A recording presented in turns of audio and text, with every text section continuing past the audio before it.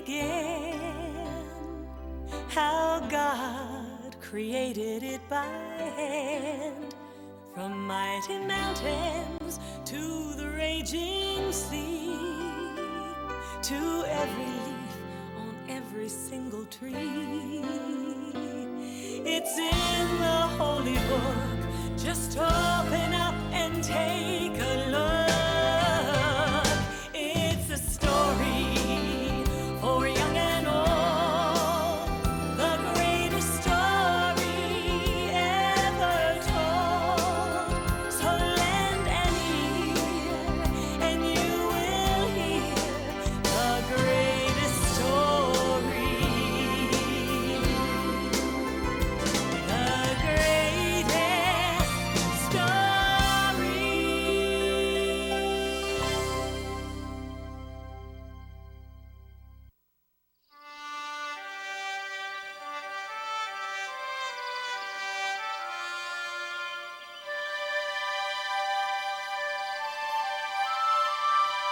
The 12 tribes of Israel were led out of Egypt by Moses.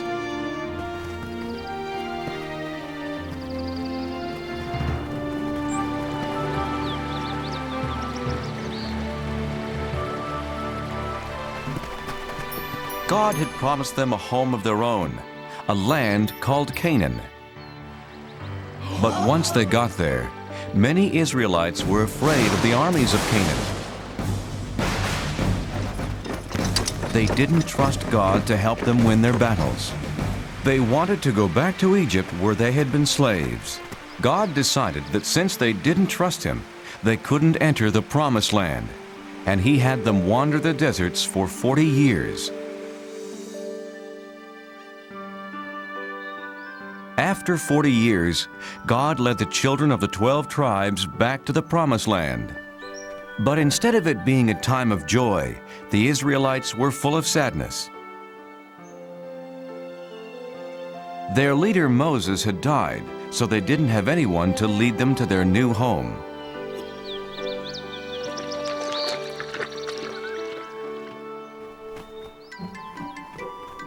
Boys, behave yourselves. Today we are remembering Moses.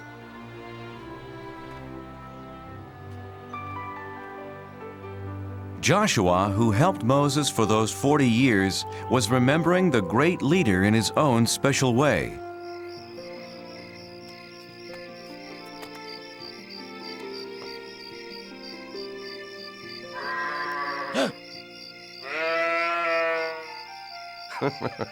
Come to cheer me up, Turnip? What will happen to our people now that Moses is gone? Who will guide us to the Promised Land? Why not you, Joshua? Turnip, you talked. It's me, Joshua. God? I've chosen you, Joshua, to lead the Israelites into the Promised Land. No, I can't. You helped Moses. But he was a great leader. I'm just an ordinary man, a simple servant. Don't be afraid. There is greatness in every man who has faith, Joshua. God, where is the land you promised us? Look west. What do you see? The desert floor and the Jordan River. Beyond that, foothills and green. The Promised Land. Take your people, Joshua. But I can't lead them. I'm frightened. Yes, you will face many dangers, but be strong. Remember, I will never leave you.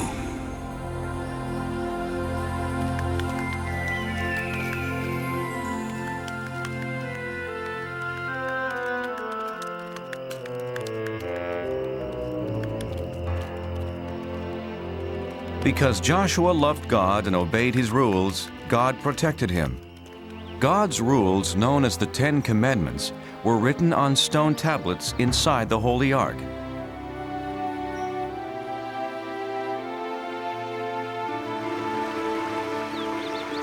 The river's very swift. Crossing won't be easy. Oh, This is foolish. Following Joshua as if he were Moses. Are you coming, Aram? Come, let's see what will happen. How about there, Joshua?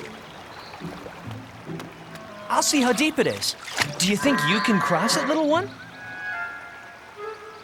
Oh, come on, it's just a little water. No!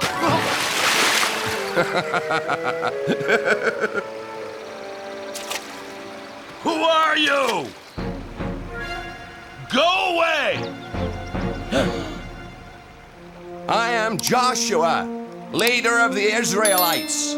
God has promised us this land. Did he? Well, I'm the king of Jericho, and you can't enter. We are protected by this swift river and the strongest wall in the world. If you can cross this river, you better be prepared for a fight. Our God protects us, as he protected Moses, our leader. Yes, I've heard that your God parted the Red Sea, but he has no power here. Stay away from Jericho, or my army will destroy you. What'll we do, Joshua? Have faith and cross the river when God tells us to. You heard Joshua. Let's tell the others.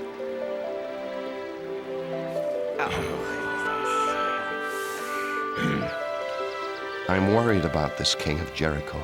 He's like the waters of this river, dangerous.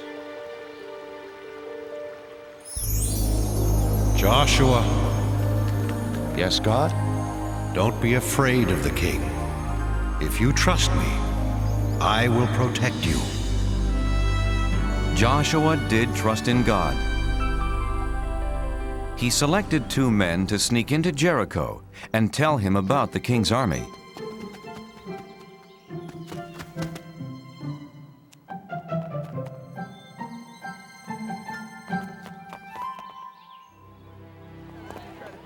One, 2, 3 soldiers.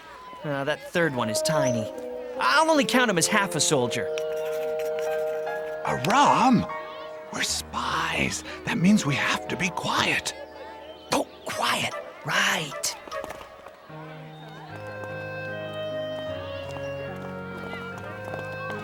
Spy! Oh, King, I'm only a harmless traveling merchant. Liar! You're a stranger in Jericho, so I say you're a spy. Hey! But he can't do that!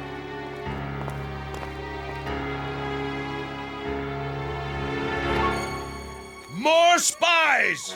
Israelite spies! That's being quiet. Catch them!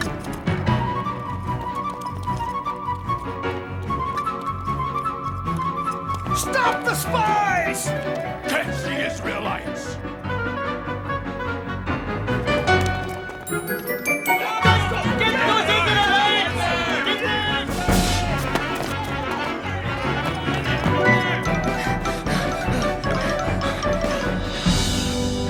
They must be here somewhere.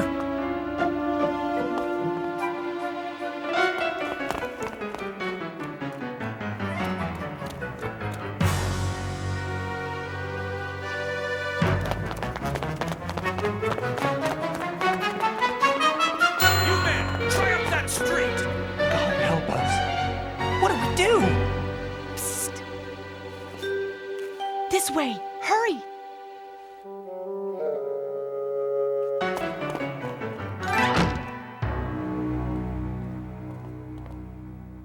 My name's Rahab. I want to help. This way.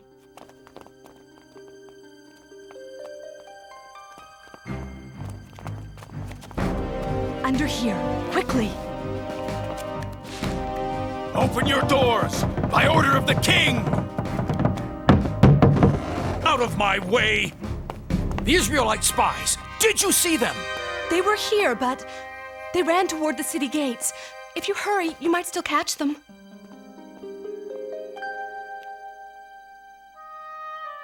The king will be very unhappy if you let them get away.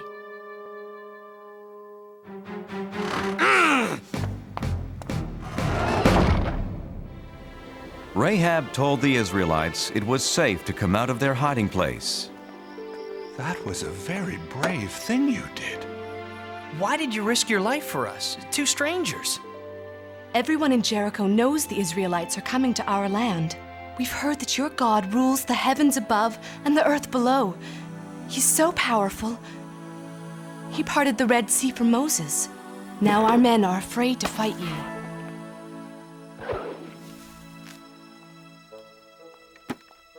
Go, hide in the hills for 3 days. Then you'll be safe. God bless you, Rahab. You're very kind. Wait. I showed kindness to you. When your people attack the city, please spare my family and me. We promise, Rahab. Leave this red rope hanging from your window. It will be a sign that no one in this house is to be harmed. Joshua's spies did as Rahab had said. After hiding in the mountains for 3 days, they ran back to camp with their report.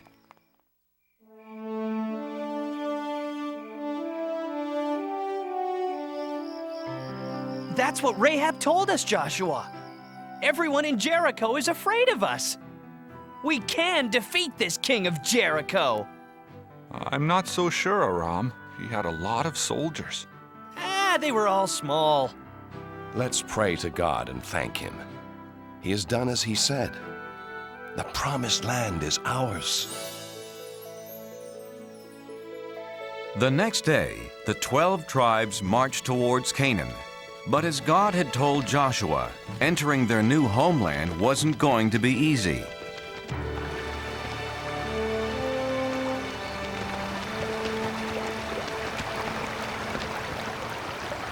How can we cross this river safely?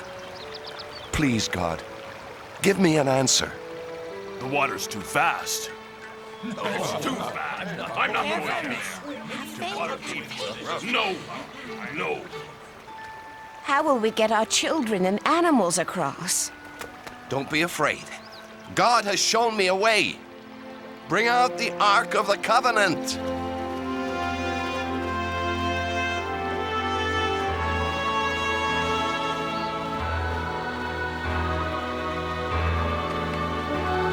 Joshua directed the priests to carry the ark into the river and hold it there. The Israelites were confused. What did Joshua have in mind? This can't be safe. Joshua doesn't know what he's doing.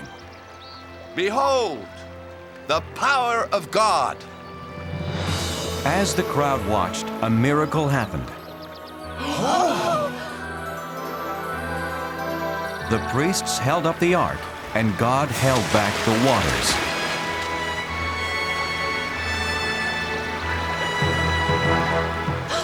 It's just like when Moses parted the Red Sea. It's true then. God must be with Joshua, as he was with Moses.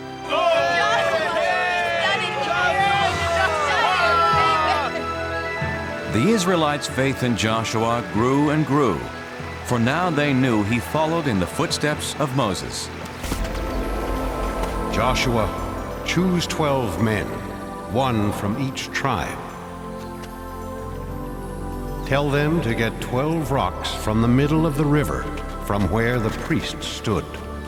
Carry the rocks and put them down where you stay tonight. In the future, your children will ask, what do these rocks mean? And you will say, the water stopped flowing when the Ark of the Covenant with God crossed the river. These rocks will always remind the Israelites of this.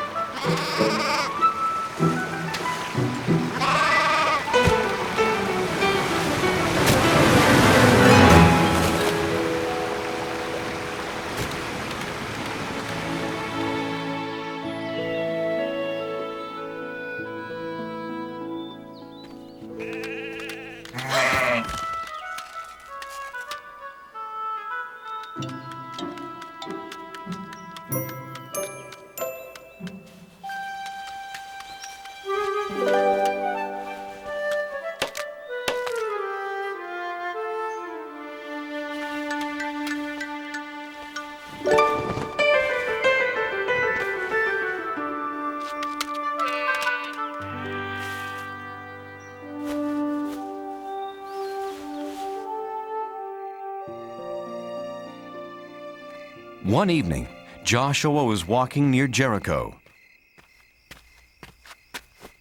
I've followed God's commands without question. I've tried to be a good leader, but I'm not a soldier. How can I fight the king of Jericho and his army? Joshua, God, how shall the enemy be defeated? you won't need swords or armor, Joshua. Just have faith in me. To defeat the king and army of Jericho, here's what you must do.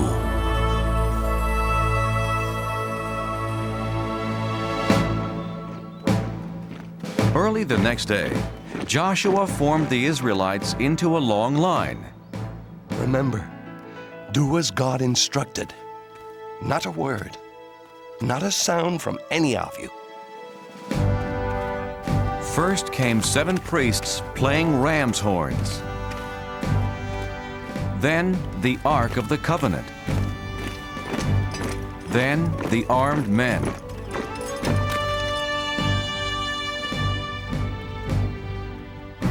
They marched one time around the great city.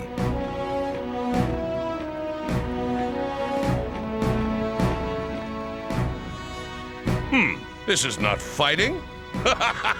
This is a parade.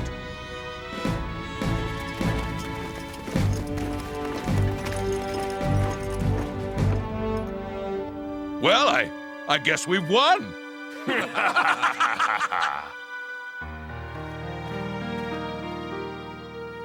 When do we attack the city, Joshua? We don't. Tomorrow we march around it again. And just like today, everyone must be quiet. No shouts of war. The only sounds can come from the ram's horns. So the Israelites marched once around Jericho.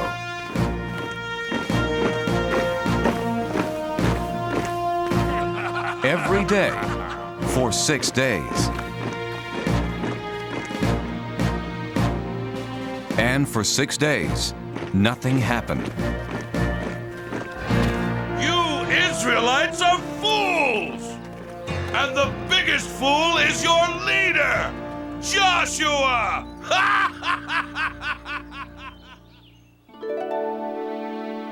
On the morning of the 7th day, Joshua's people were restless. Joshua, you do not know what you are doing. Our people are tired of marching in circles. We need a soldier for a leader. Yes! Let's fight! You're right. I'm not a soldier. But I do have faith in God. He didn't let Moses down, and he won't let us down, so long as we trust in him. This is the 7th and last day. Who will come with me? I will. All of us! Tell everyone we will march! And march they did. But instead of going around the city just once, as they had done for 6 full days, Joshua said that God wanted them to march 7 times. And on the 7th time around, they did something completely different. Shout, yell, scream, so that the heavens can hear you. Shout, for God has given us Jericho.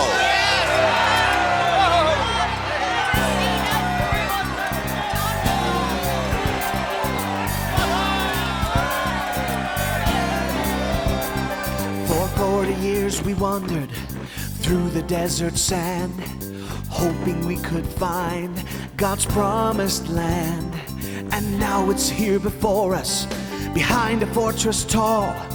But it will not be ours until we bring down the walls. Bring down the walls of Jericho. Bring down the walls, lift your horns and blow. The sound we make is gonna shake this city to the ground. We'll see the promised land when the walls come down. We believe in God, that that He is with us here. His power is much greater than that army over there. Our enemies are laughing, but their kingdom soon will fall. When we raise our voices, we will bring down the walls. Bring down the walls of Jericho. Bring down the walls, lift your horns and blow. The sound we make is gonna shake the city to the ground. We'll see the promised land when the walls come down. So shout out loud, shout out strong. That wall around the city won't keep us out for long. Sing to God, one and all. That land that we were promised is right behind those walls. Bring down the walls of Jericho. Shout them down. Bring down the walls. Lift your horns and blow.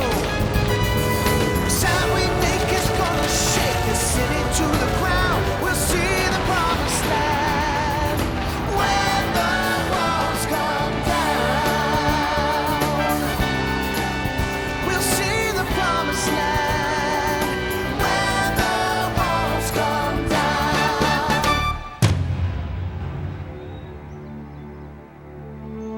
With their voices, a few ram's horns, and their faith in God, the Israelites captured Jericho.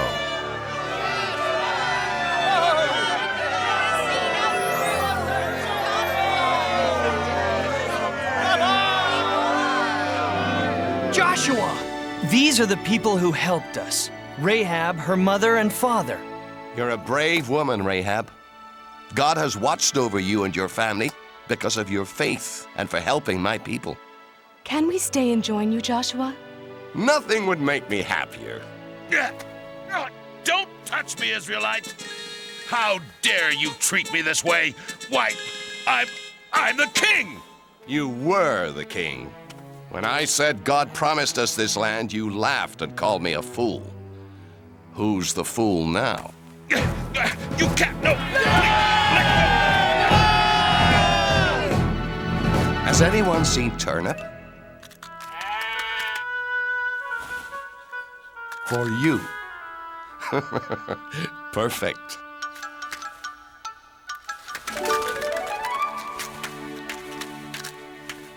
My friends, our days of wandering are over. We're home. After Jericho was captured, the Israelites kept moving and claimed more and more new land. Their wandering days were over, all because Joshua and the Israelites had faith in God.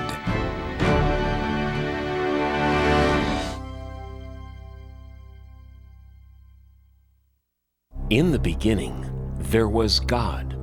The earth was empty and dark. God looked over the surface of the world.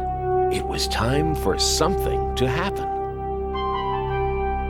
Let there be light. And the earth became light. I shall call the light day and the darkness night. And so there had been darkness and then light. And that was the world's very first day. Now, God was just getting started. The next thing to do was to make the sky above the world and to fill the sky with clouds. And that was the second day of the world.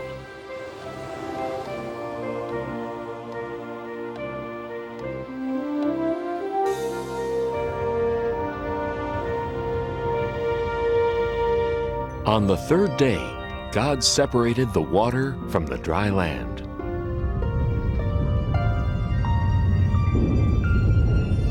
God made all kinds of things to put on the land. There were rocks and mountains, valleys, deserts, and beaches. There were big islands and little islands. There were oceans and seas, rivers and lakes. But there was still more to come on the third day, because God wasn't done yet. It was time to make all the plants. God made tall trees and short bushes, vines, ferns, leaves, and flowers.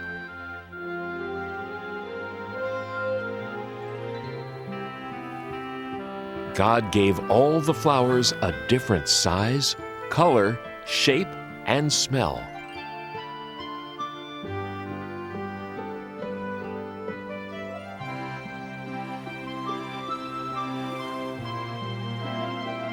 And all the grasses and plants and trees that make seeds and fruits were made on the third day too.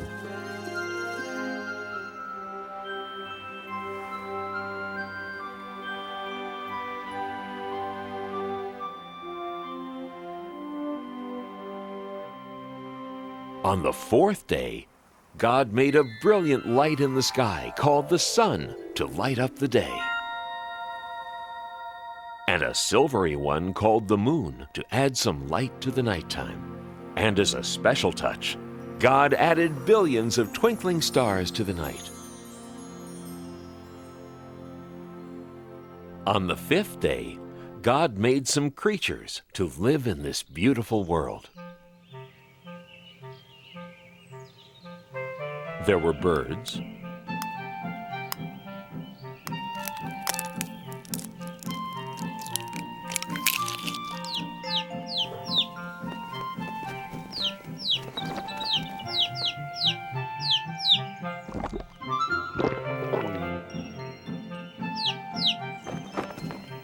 and more birds,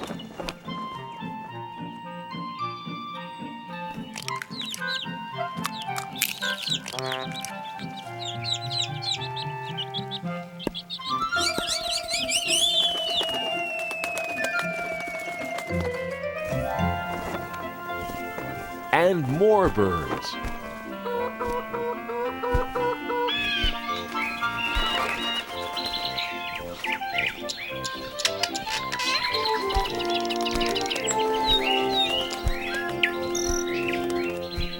And in the rivers and oceans and seas and lakes, God made fish.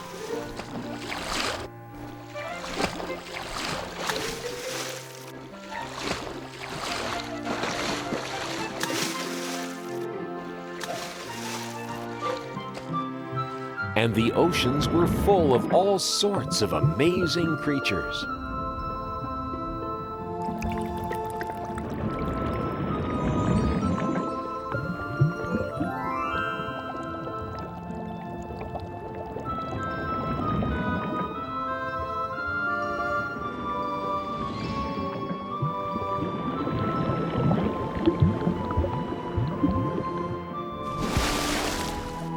And that was the end of the fifth day. But there was still a lot more for God to do. On the sixth day, it was time to make the rest of the animals.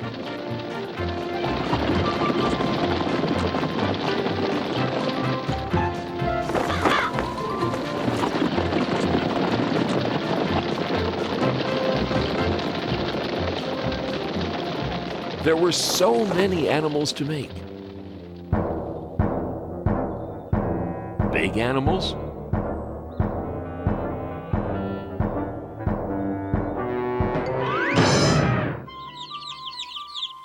and small animals.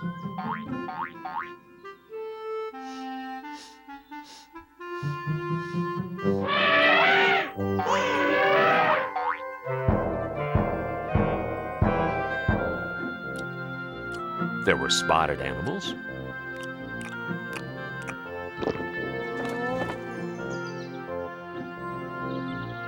and horned animals,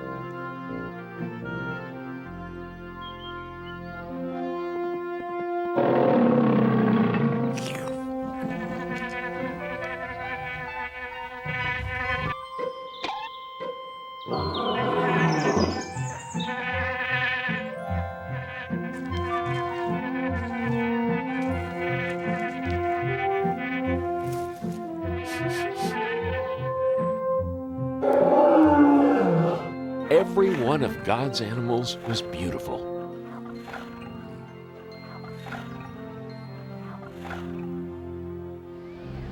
Now, on this sixth day, God did something else that was very important.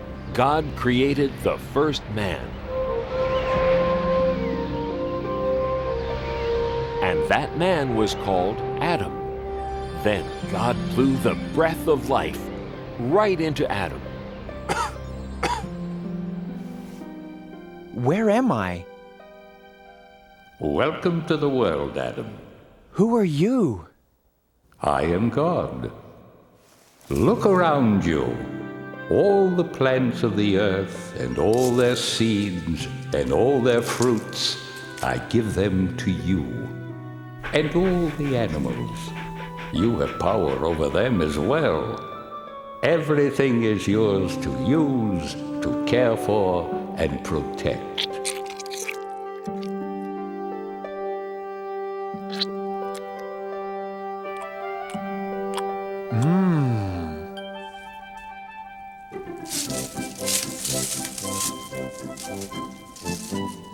Sit. Sit, please.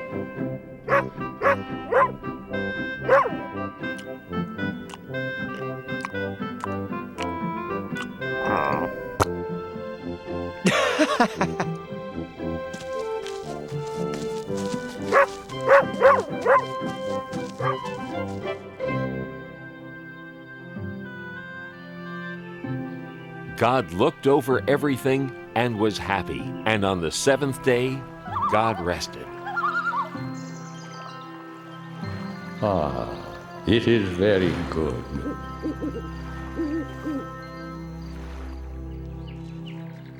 Now, God wanted Adam to live in the most wonderful place that could ever be. So God planted a beautiful garden for Adam to live in. It was called the Garden of Eden. God made a great river run through the garden, and then the river split into 4 great rivers.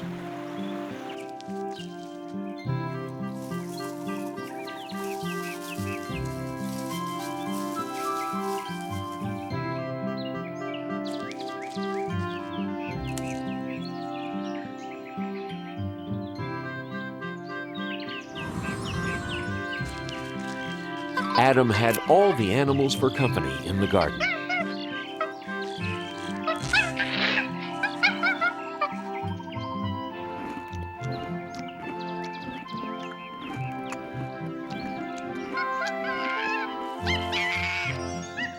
Whoa.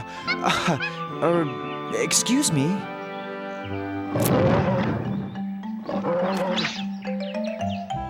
Hey! Adam's first job was to name all the animals. This new request from God sounds like it's quite a job. I'm going to be as busy as a bee. I've got to search my brain and come up with a name for every living, breathing thing I see. You with the large brown spots, eating from treetops, your neck is the biggest part of you. Twisting round so easily, I believe your name will be Stretchy. Now that's pretty catchy. Or perhaps Giraffe will do. The jungle must belong to one so fierce and strong. I shiver and tremble at your growl. So you with the flowing mane, I give you the kingly name, Rory. No, that fits you poorly. Maybe lion is fine for now. Those flippy flappy things, I think I'll call them wings. And creatures they're attached to will be birds. The redbreast will be robin, ostrich that big odd one. Parrot is the clawed one who repeats all my words. I'd say your fancy shell protects you very well, although it can slow you down a bit. So you with the scaly skin, I name you and all your kin Pokey. not too hokey. Know your wordle, be turtle, yeah, just right. The swimmers in the sea will mostly fishes be, with whale and snail and lobster one and all. The orange one is goldfish, cod, the ice cold fish. Tadpole has the bold wish of one day being frog. The way you jump around, you hardly touch the ground, and scamper so fast you're just a blur. So you with the cottontail, you'll be known on every trail as Hopper. No, that's not Hopper. Oh, I have it, you're rabbit for sure. It's still early in the day, and I'm well on my way to naming every animal I know. Why, there's only 500,000 more to go.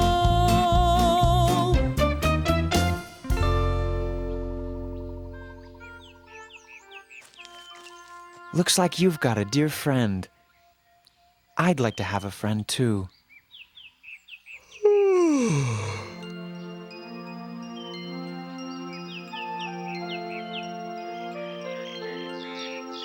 There were many animals to name. Adam grew very tired of trying to decide what to call each one. Now, God looked down on Adam sleeping there in the garden, and Adam looked very alone.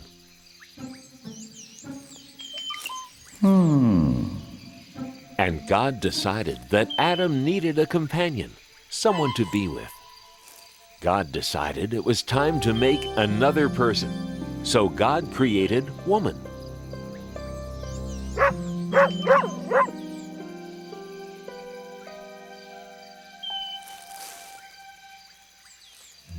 What? Hello. Hello. I mean, hi. I mean, shucks. Where am I? You're in God's garden, the Garden of Eden. It's really nice here, you'll see. These are my friends. This is Monkey, and this is Dog, and this is, I haven't named you yet, have I? Gee, I guess you need a name too, don't you? How do you like Eve? Oh, it's lovely. Eve. I like it. And I like this place. Me too. You see, God made this garden for me. I mean, us, to live in. And everything's pretty, and you can eat anything you want, and... Not quite. Who was that? That was God. Oh. God's the one who made us. There is one fruit in all the garden that you may not eat. There is? This is the tree of knowledge of good and evil. You may eat of anything else in the garden, but you may not eat the fruit from this tree. Okay, tree of knowledge of good and evil. No eating. Absolutely no eating. Right. Anything else in the garden is okay, but not that tree. Definitely not that tree. Right.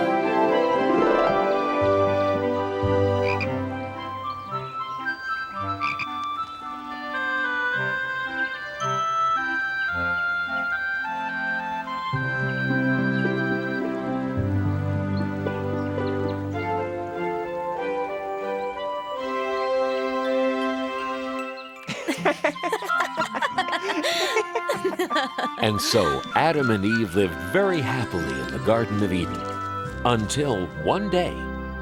I'm so happy, life's a breeze, picking fruit from off the trees. La la la la la la.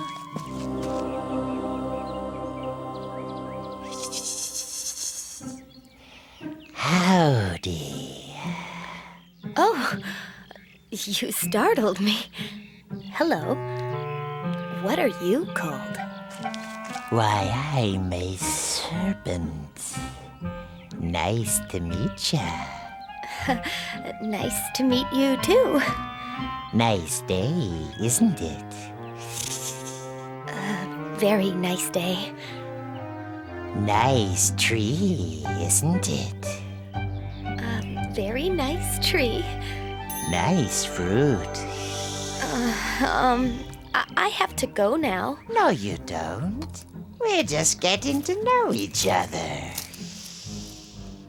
You don't want to hurt my feelings, do ya? No. Good, because I want us to be very good friends. Now, as I was saying, it's nice fruit, isn't it? You can eat it, you know. Eat what? You know what I'm talking about. The fruit of this tree. You can eat it. The fruit of this tree? No, I can't eat that. Sure you can. It's easy. It tastes great. We're not allowed to eat that. God said so. God said we'd be in big trouble if we ate that fruit. Nah, you won't be in trouble. God just doesn't want you to eat the fruit from this tree, because if you eat it, you'll get smart. Like God. What's the matter? Are you a chicken? I'm not a chicken. Well then, why not give it a shot? Just one teeny tiny taste. God probably won't even notice. And this fruit, I'm telling you, is incredible. No, I really can't. I'll never tell. Try it. Well, if it won't kill me, and it'll make me smart, maybe just one tiny taste. Sort of a lick, not even a bite, really. Oh, how bad could that be? Wow! Pretty good, huh? I've got to tell Adam about this. Adam! Adam! You'll never guess what just happened. What? You know the fruit? Which fruit? You know, the one we weren't supposed to eat. What about it? You didn't. Did you? I did. Eve, how could you? Adam, it's great. I want you to try it too. That serpent over there told me all about it. I just took a little bite, that's all. But Eve will really get it if we eat that fruit. I didn't get it, did I? I guess not. Just take a tiny bite. God's probably not even looking. Oh, go ahead.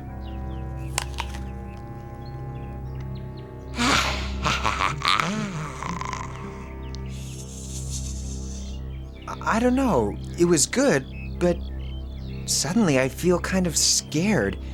I just feel so, I don't know, so sort of naked. Good grief! I'm naked! Yikes! I'm naked too!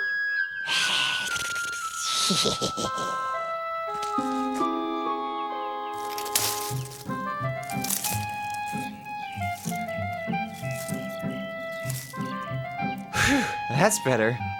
What were we thinking? Uh-oh. I think God's coming. I think we're in trouble. Big trouble. I think we're gonna get it now. We better hide.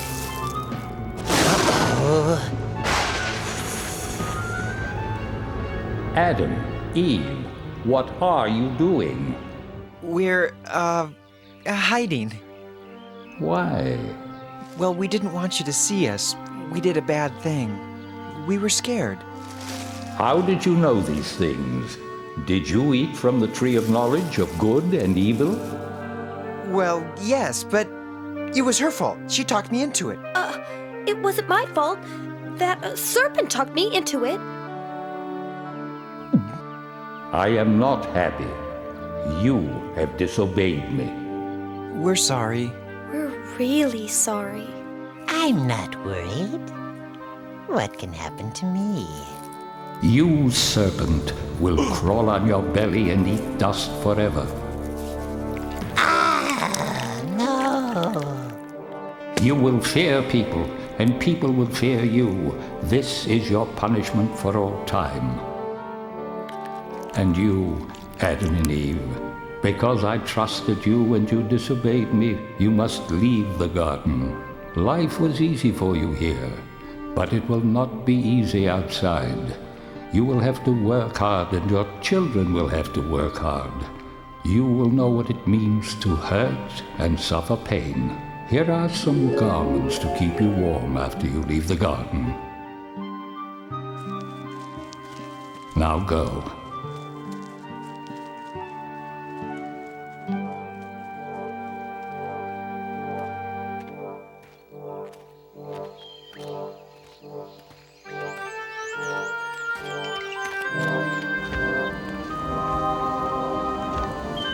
God put an angel with a flaming sword at the entrance to the garden, so Adam and Eve could never go back.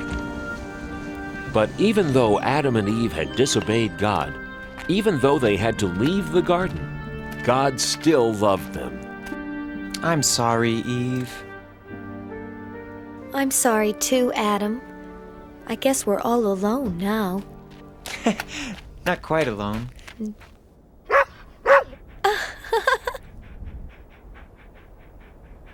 And thus began Adam and Eve's new life outside the garden. From then on, their life was filled with joy and sadness, good things and bad.